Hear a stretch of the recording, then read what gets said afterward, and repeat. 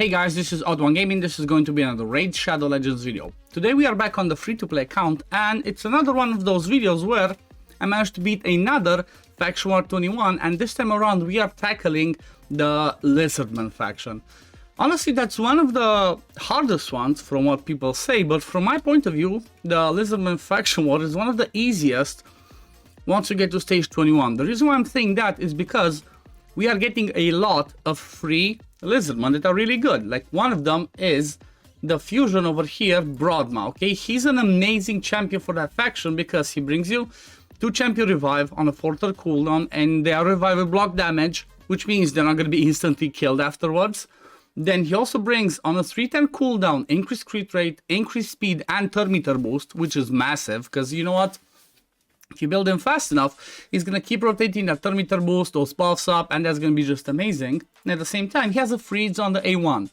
If you fully book this one, that's a 45% chance. So this can help pretty much on the waves, especially because you can constantly freeze like one of those champions. And again, if you get him to move fast enough, he's going to be doing, obviously it's still 45%, but he can be really amazing with this one. Then at the same time, he brings an ally defense in faction crypts by 33%. So Broadma is an amazing champion overall for this faction wars, and it definitely makes it easy because you can fuse him over and over and over again, which means you can easily book him and get copies of him. Then after that, the other one that we get, which we don't have over here anymore, is Razin Scarhide. Well, Razin is again pretty good champion because, well, he's a legendary. He can do a ton of damage with this one. He can do full turn meter depletion. He can do decreased defense weaken on a single target. Then he has a triple hit on this one, but he can remove some buffs. That can be also amazing. The the aura is for faction war, for arena. Sorry, so that doesn't help us much.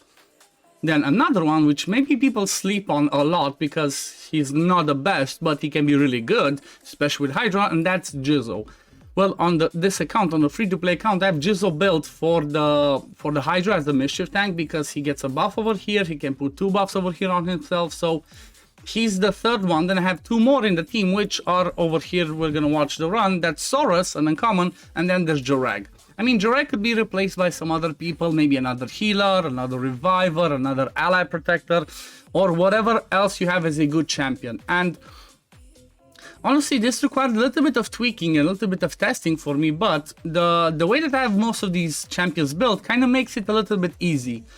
I'm going to show you the builds at the end, but just to talk about it, I have, what's his name, Broadma. I have him built in a regeneration set, which obviously being the reviver, you kind of want him to stay alive. So having the regen set makes him to be able to heal back up, to sustain himself, and like I said, I also have him pretty fast in the regen set because I want him to rotate through his skills. Then I have my Jarag, which I recently rebuilt, and it did help in this faction as well, but I rebuilt him to have him in a Guardian set. That helps for the faction wars, and at the same time that helps for the, for the Hydra. You cannot resist the buffs, the boss's debuffs once he places them, but he's helpful because, like I said, that Guardian set means he will absorb some of the damage from everybody else, which is like 10% that he absorbs. And at the same time, he's able to sustain himself. Not only does he give himself continuous heal on that A3, but having that Guardian also heals 10% every turn. Then, as you can tell, Razin is in a lifesteal set. I just built him in a lifesteal set with damage because, well, that's mostly what he does. Damage, and I gave him some accuracy as well so he can land his debuffs on the A2 and the A3. Then Jarag, which again is another one that's... Jarag's actually pretty amazing for this faction wars because he brings you the ally protection, he brings you the increased defense, and at the same time he has an amazing passive which basically every time you lose more than 15% of your HP, he places a continuous heal on that person. I think it works on several champions from what I've seen, and that helps you sustain yourself. Because the boss is the one that does a high amount of single target damage, and he does usually around 50% HP or more, or he can one-shot you if like you're not under ally protection, or normally if he crits.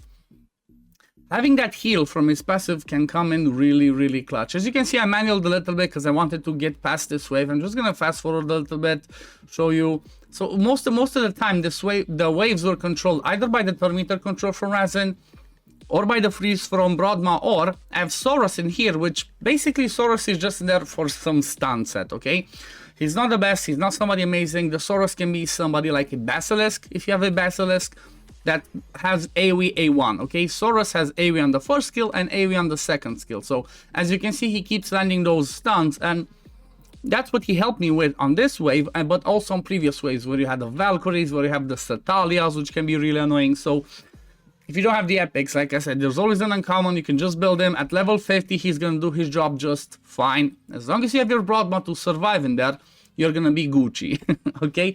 Broadmaw, you might even want to take him to 6-star just to make sure he's tankier, he moves faster, but in this team, I only have him at 5-star, okay? So the waves I just passed them, they're not the biggest problem. The issue is on the boss trying to get the timings right, okay? So I passed this, I tried to save my cooldowns, but the timings on the boss are pretty tricky because what this boss does is on this skill over here, he cleanses himself of all the debuffs.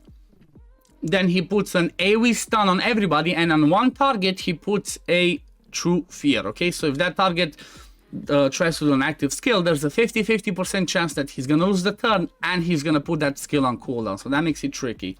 But overall, it was all about controlling the damage and controlling the way that people stay alive, because obviously in order to 3-star this, you need to, there's the AoE that I was talking about, in order to 3-star this, you need to finish it by having everybody alive. So obviously having a reviver such as Broadmaw helped me out with that, but it was a lot about the timings of doing the revives at the right time, of doing the boost at the right time, of doing the turn meter control at the right time, because I already had beat this, but I was unlucky, and like when it got to over here, the boss killed one of my champions, and I think it was Saurus, and I just did not get the chance to revive in time.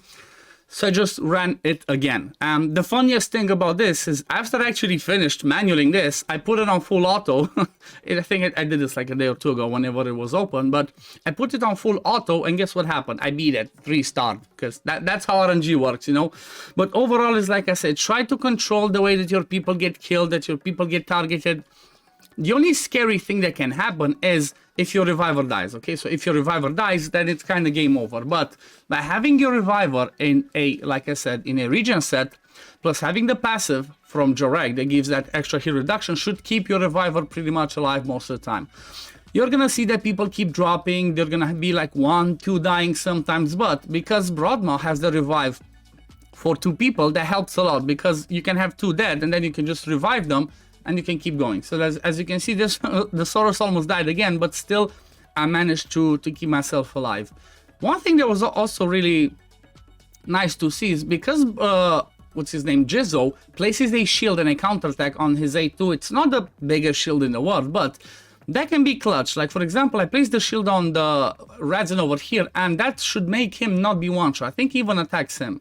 No, it goes for the Saurus, but that little bit of extra shield that we get, which scales off of Jizzo's defense, can help you keep one person alive when, you know, something bad can happen. Obviously, if the boss crits, you can get unlucky and he's gonna die, but like I said, look at this, boom, see, because I had that shield and the 2 Guardian sets, it mitigated enough damage so that he would not die. Otherwise, if I did not have the shield, if I did not have the Guardians, Radzin would have died as well. So being able to take some of those hits is extremely important. I do not do the decreased defense weaken because he's gonna get a turn and he would have cleansed. So also timing your skills is really important.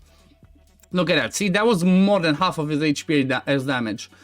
Now I think I actually just boosted. I did not revive yet because Radzin is gonna die again.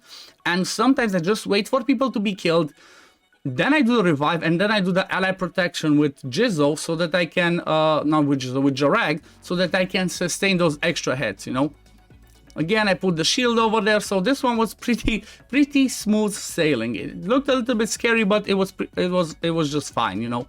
With the heals, with everything, it just worked pretty well. Let me just fast forward. See, again, Saurus kept dying, slowly did it, and I think I got to the point where the boss was really low. I had 2 people down, but I revived.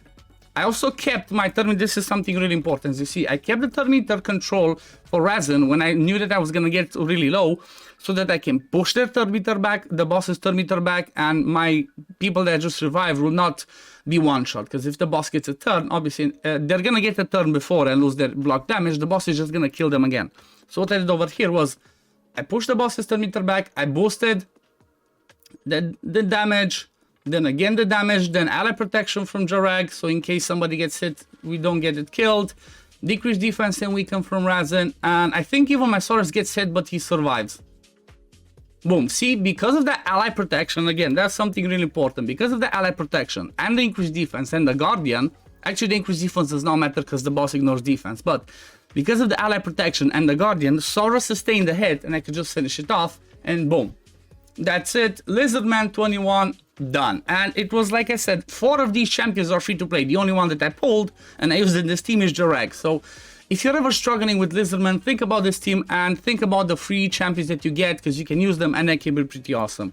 Let's have a look at the people's builds right now. I think I need to check though, because I took the gear off of Broadmouth because I had a couple of pieces that were actually on my Arbiter and I used them over there. So let me just open up my picture. Yeah, okay. So first of all, this was Broadmouth's build. Like I mentioned, he was in a regen plus speed set, and then he was running at, let me see, these are his stats: 37k HP, 1.4k defense, 236 speed, and honestly I did not build too much accuracy, but if you want to take advantage of that freeze more, get around 200 accuracy on him, then you should be just fine. So that was Broadmouth. Then the next one, like I said, Jizzle is in a Guardian plus Perception.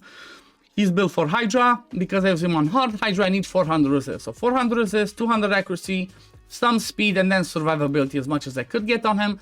And I do have masteries on him. I do have War Master because, like I said, being built for Hydra, obviously want him to be pretty much, you know, as much built as possible. But he's the only one that has masteries in this team, okay?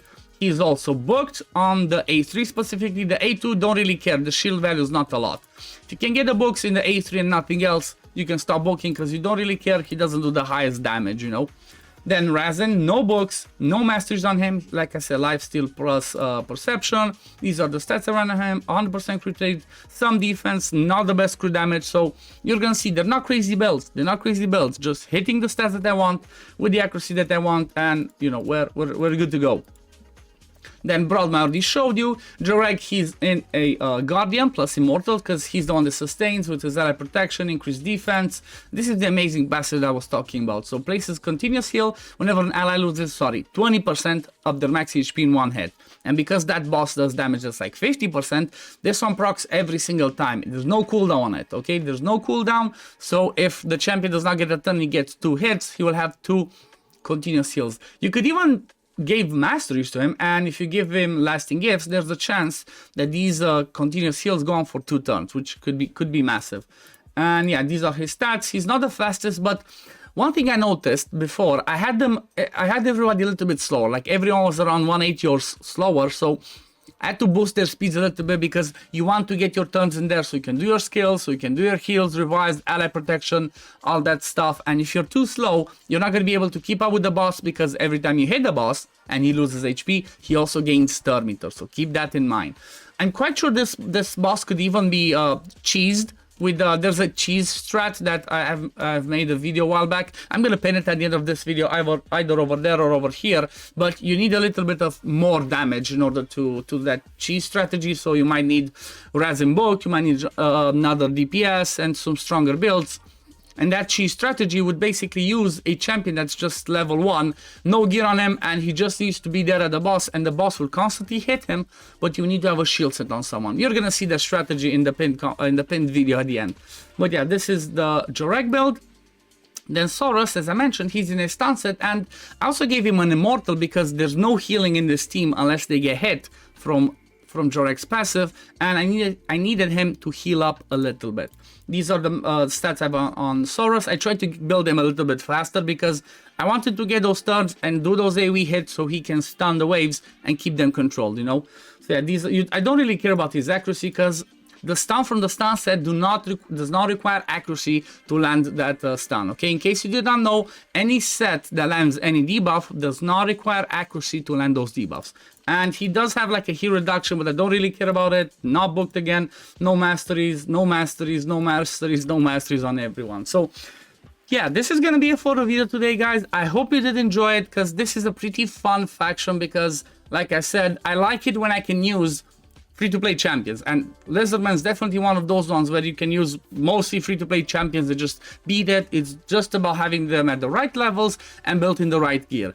But yeah, this is gonna be a photo video today, guys. As always, if you do enjoy my content, don't forget to like this video, subscribe to the channel to see when I upload next, and I'm gonna see you on the next one.